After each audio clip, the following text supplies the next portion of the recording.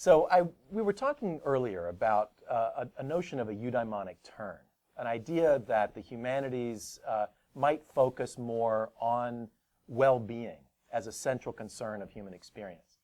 And I'm curious if you could talk to us a little bit about this notion within the context of theology. Does the eudaimonic turn make sense in theology? Is there a need for such a thing in your view?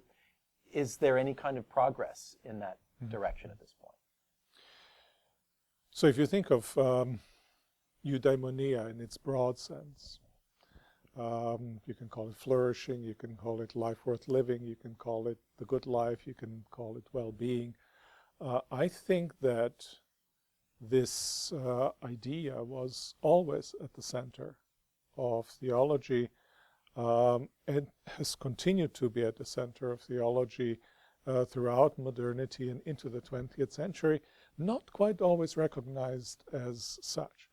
In fact, when I teach Introduction to Theology, where we look at the major theologians from Schleiermacher, which is to say from the beginnings of 19th century through the 20th century, often what I do is I look at these figures and ask the question, what is the underlying conception of the good life?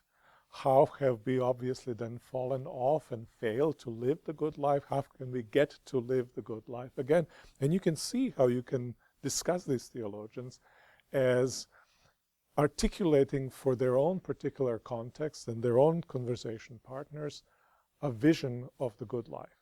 And I think that idea has to be somehow strengthened in theology. But theology, as religious studies, has partly fallen prey to what humanities have fallen prey to, namely that theologians have started seeing themselves as busy bees, producers, or incremental increase of knowledge.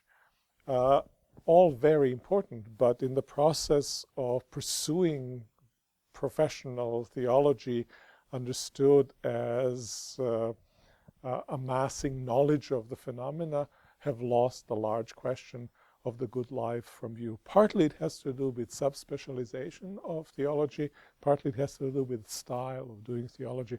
I think it's time now to turn back to these large questions of human life, which are at the heart of theology, which are, I think, at the heart of what Christian faith is about, which are at the heart of what world religions are about, which are at the heart of what all great philosophies are about.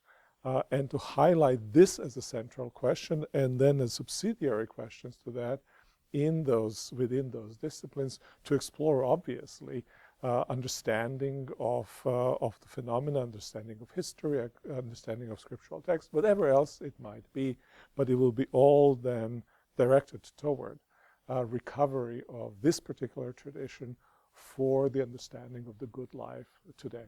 I think it would make theology alive again.